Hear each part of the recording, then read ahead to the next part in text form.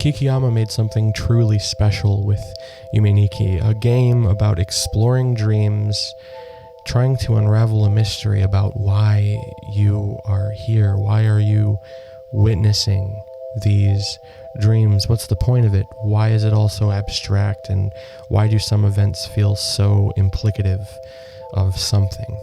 Yes, while Yume Nikki is a very enigmatic game, you can find a countless plethora of theories online for why any of this game plays out the way it does, with a lot of conclusions being derived from the connection between the very striking ending of the game and the many events that have implications within the game itself.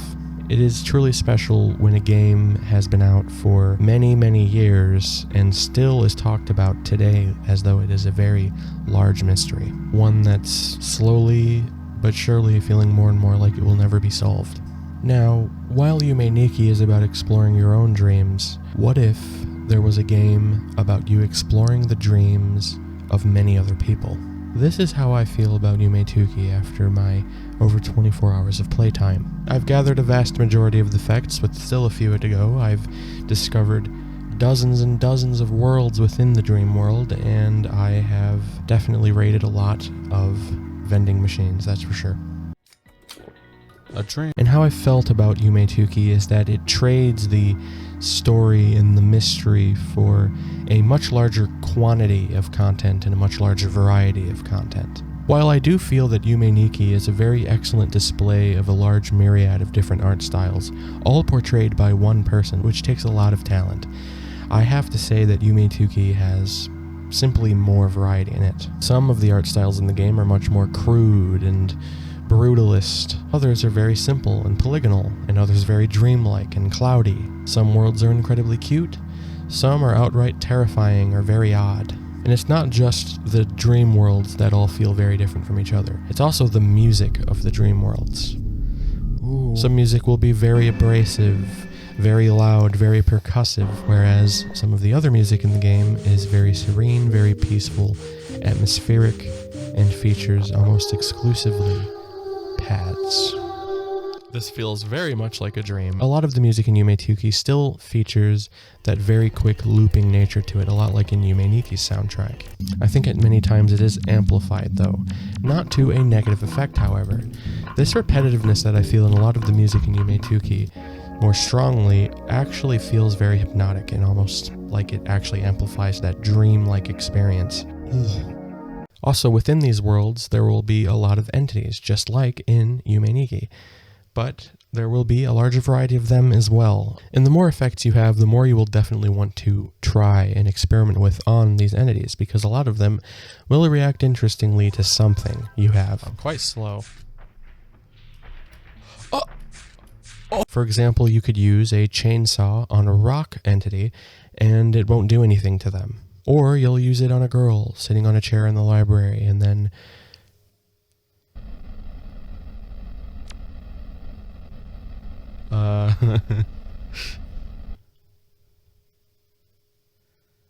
remember to save. The dream ends. I don't know what scared me more, the remember to save button or that face. Some of the effects in Yume Nikki will offer the same ability as in Yume Nikki, but some are wildly different, and that's what makes this game feel like a new game. It really feels like a spiritual sequel, not just a successor. Naturally, a lot of games start off as a solo effort, and then the sequel will involve like a team or a company or something like that, because the first game was so successful it made enough money to afford a team. The only difference is that with Yume Nikki and Yume Nikki, the sequel wasn't made with money, it was made with passion. Let's go. Oh, what?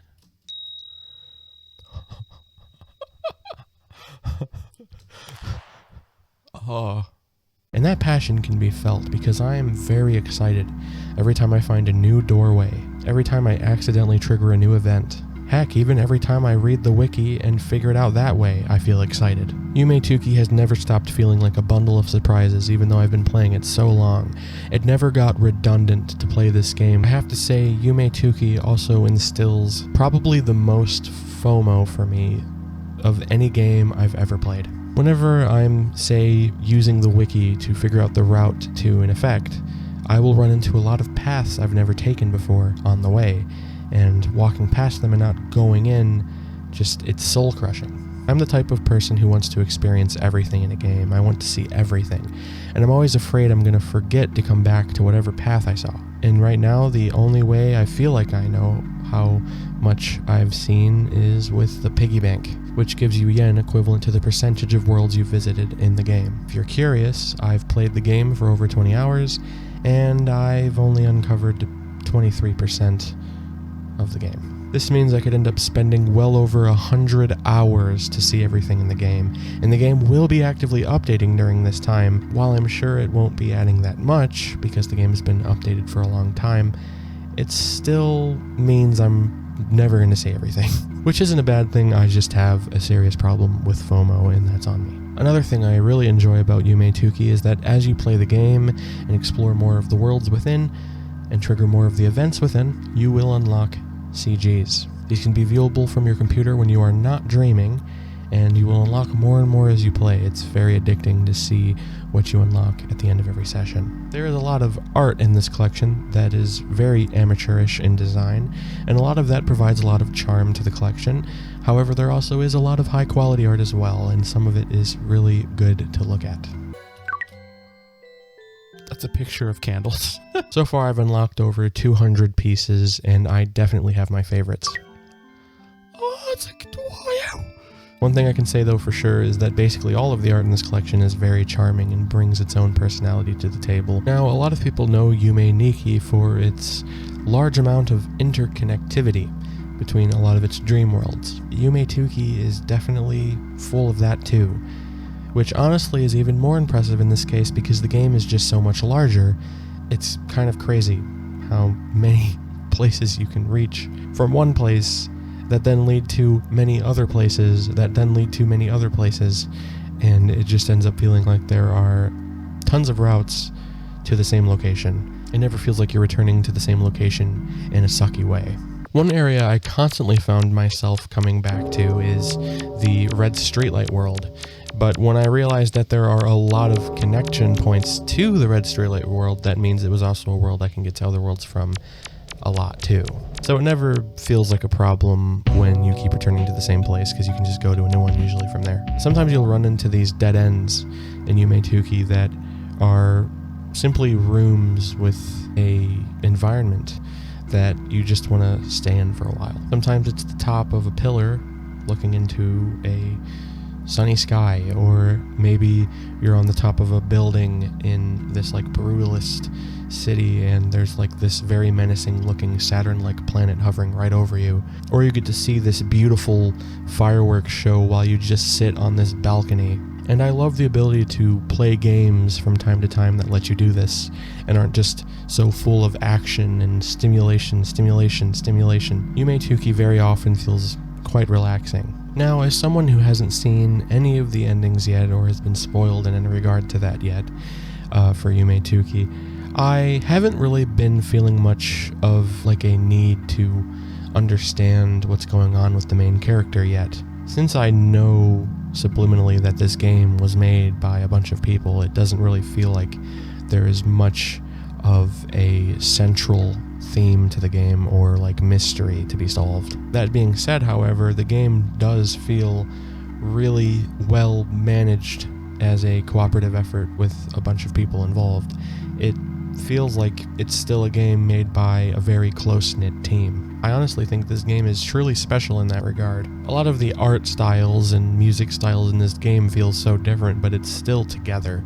It's still done in a way that achieves the feeling it's going for, being very dreamlike and entrancing and maybe hypnotic even. This is still definitely one of those games that is better enjoyed late at night when you're tired and it's dark in your room. But yeah, I couldn't recommend this game enough. I'm addicted to it.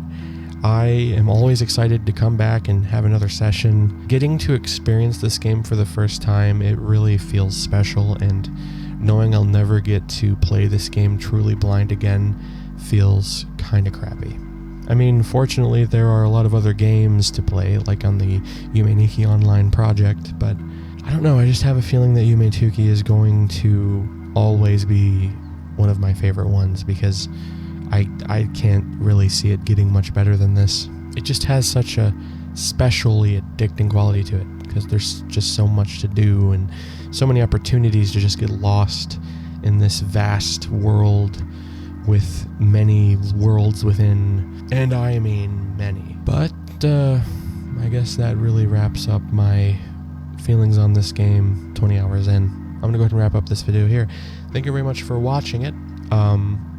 If you want to check out the long play, I'll have that in the description below, as well as probably on a card at the end of the video as well too.